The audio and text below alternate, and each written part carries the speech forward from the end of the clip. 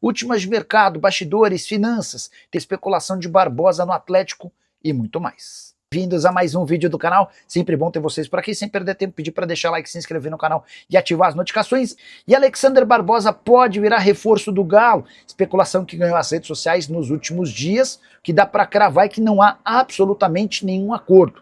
Houve quem dissesse que Barbosa será reforço atleticano a partir de 1º de janeiro de 2027. O Galo nem pode admitir isso porque certamente sofreria um processo na FIFA do Botafogo por assédio. Os clubes só podem tentar fechar com o jogador em fim de contrato quando ele entra nos 6 meses finais do vínculo, o que não é o caso. Isso vai acontecer apenas a partir de julho, se o Barbosa até lá não renovar com o Botafogo. Renovação que esteve perto de acontecer, mas ninguém sabe ao certo o motivo, ela travou. O contrato do Barbosa se encerra em dezembro e ele ganha 700 mil mensais. O argentino, que chegou ao Botafogo em 2024, exige uma valorização importante, até por ser hoje um dos grandes pilares da equipe, desde que foi contratado, 122 partidas, 4 gols e 3 assistências. Antes de mudar de assunto, só registrar a baita vitória do Galo por 4-0 contra a Chapecoense em Chapecó. Enorme atuação do Atlético, enfim, uma atuação convincente que deixou excelente impressão no torcedor.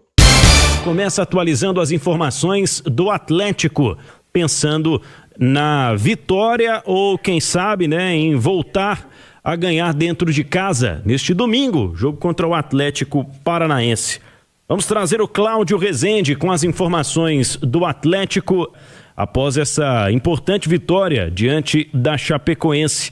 E, aliás, Cláudio Rezende, essa vitória do Atlético foi a primeira fora de casa no Brasileirão, não é isso? Cláudio.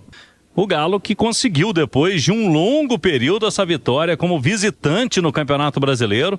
A última havia sido no ano passado, contra o Sport Recife, de virada no mês de novembro. E ontem foi com um placar elástico e com a autoridade, né, no primeiro tempo.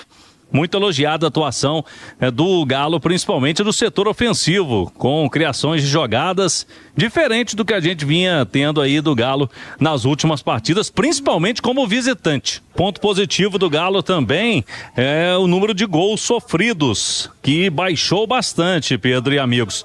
O Galo tem a menor média de gols sofridos por jogo entre os times da Série A desde a estreia do técnico Barba Domingues. São 7 partidas nesse período aí, com 3 vitórias, 1 empate, 3 derrotas.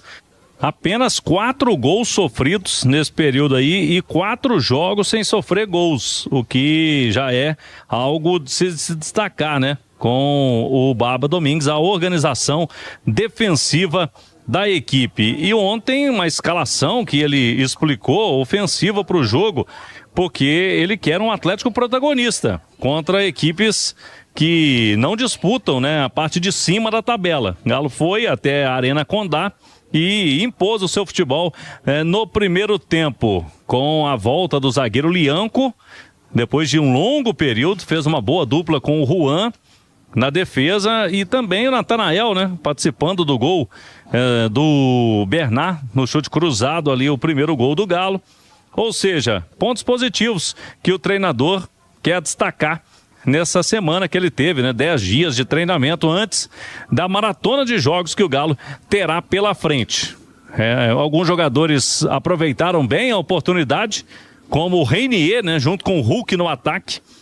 A dupla funcionou bastante, interessante ali, o Hulk com mobilidade e o Reinier também mostrando serviço, ele que é agora o segundo artilheiro da temporada, ele só fica atrás do próprio Hulk. O Reinier que marcou mais um gol nessa partida de ontem na Arena Condá. Eu rolo a bola para vocês antes da gente projetar, Pedro, esse Galo que vai ter ainda mais reforços, hein, para o jogo de domingo, a Arena MRV contra o Atlético Paranaense. E eu quero dizer, viu, Claudão, para quem está na nossa audiência, que você pode assistir aos lances enquanto a gente comenta por aqui. Você que está no YouTube, no Itatiaia Esporte, mais de 2.300 pessoas por aqui com a gente acompanhando. Deixa o seu like, a gente vai analisar a vitória do Atlético. E começando do começo, Alexandre Simões, as opções tomadas pelo técnico Eduardo Domingues. diante de uma semana de preparação, mas, ao mesmo tempo, uma semana com jogadores que estavam nas suas seleções e que não chegaram a tempo dessa preparação e até da partida diante da Chapecoense. Ele voltou a utilizar o Natanael pela direita, Lianco, titular pela primeira vez desde outubro, Tomás Pérez, que atuou durante todo o jogo contra a Chape, Coelho e Reinier lá na frente, deixando jogadores como Bernard, Gustavo Scarpa, alguns que vinham sendo frequentemente escalados no banco de reservas por um bom tempo. 6h15 marcou o sinal eletrônico da Itatiaia. O que você achou da escalação do Barba para jogar contra a Chape, hein, Simões? É interessante que foi um time bem ousado, né? Foi um time bem ousado. Com essa ausência, teve o Pérez como único volante. Aliás, é uma boa notícia, né? Até agora o garoto vem entregando muito. Chegaram a cornetar muito ele em rede social antes de ver jogar, né? Um menino de 19 anos ainda. O Porto não ia contratar um jogador argentino com 18 anos de idade se ele fosse ruim. Nem viram o menino jogar e estavam cornetando, e vem se saindo muito bem nesse time do Atlético. Tá? Tem conquistado essa condição de primeiro volante com bola, com bom desempenho, e eu acho que está talvez se transformando ali numa solução para uma posição em que o Atlético era carente.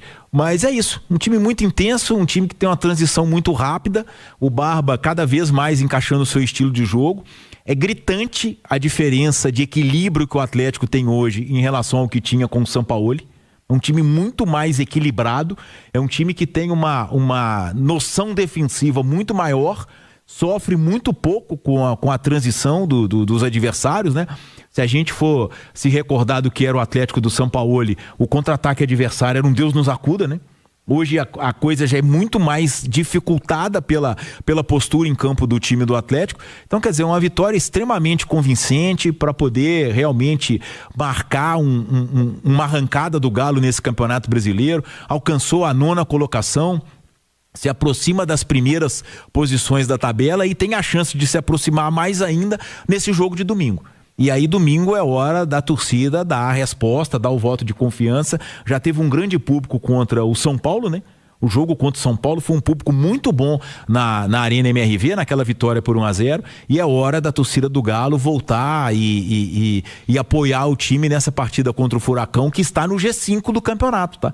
Vem de uma derrota de 3-0 para o Bahia, mas com certeza é um adversário difícil de ser enfrentado, e o Galo tem um duro desafio pela frente, mas, como o Cláudio já destacou, bem reforçado em relação ao jogo de ontem em Chapecó. Falaremos já sobre os detalhes dessa partida de domingo com o nosso Cláudio Rezende e vamos projetar aqui também na nossa análise. Mas, Simões, é normal que aconteça uma queda física?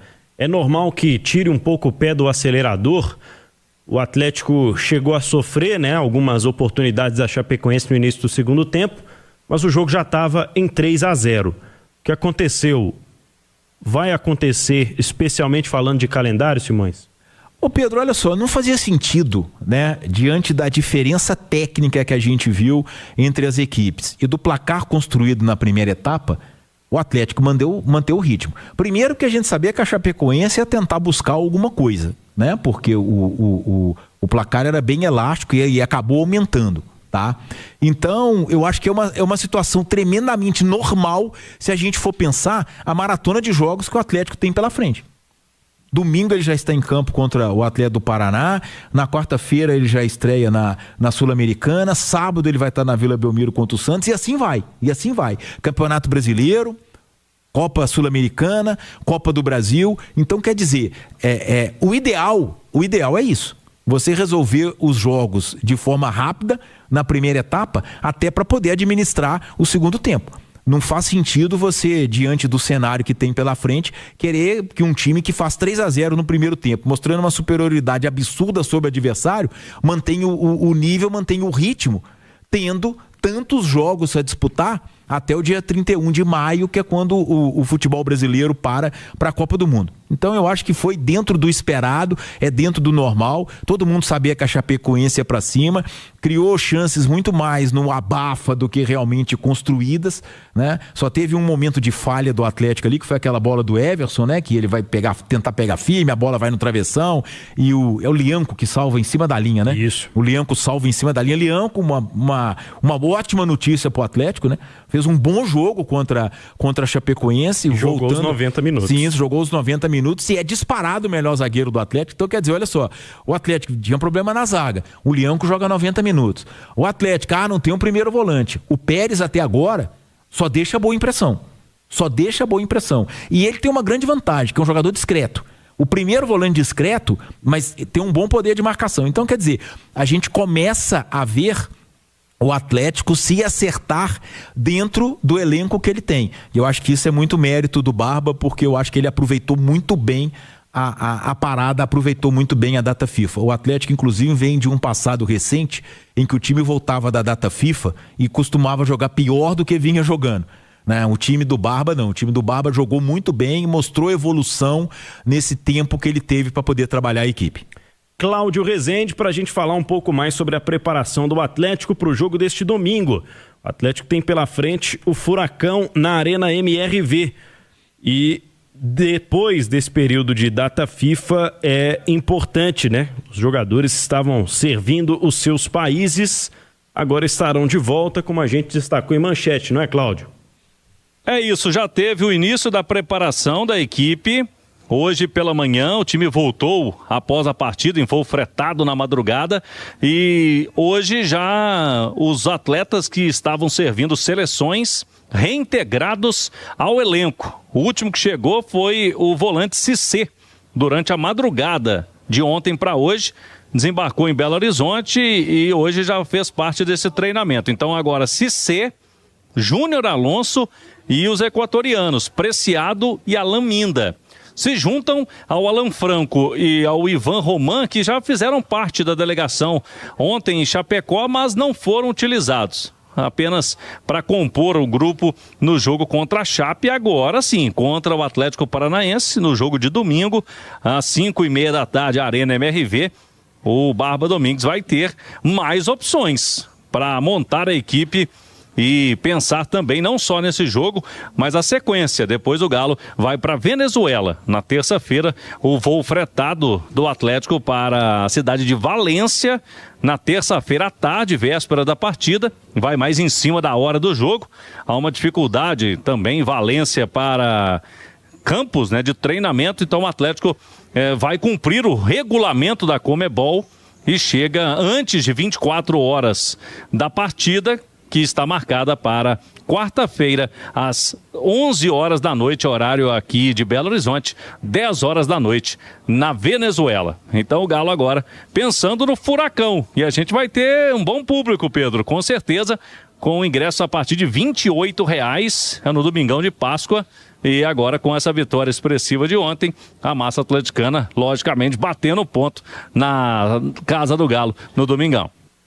Aliás, traremos mais detalhes em instantes a respeito da precificação total aí dos ingressos, de como vai ficar cada uma das categorias do Galo na veia, porque é uma preocupação de alguns dias já da galera. Com os selecionáveis, Simões, para domingo e pensando também nessa sequência de jogos, afinal de contas tem o início da Sul-Americana no meio de semana, você mudaria alguma coisa na escalação, na formação do Galo? Olha, eu não sei como vai ser a questão do Alan Franco, né? A gente precisa saber da questão do Alan Franco.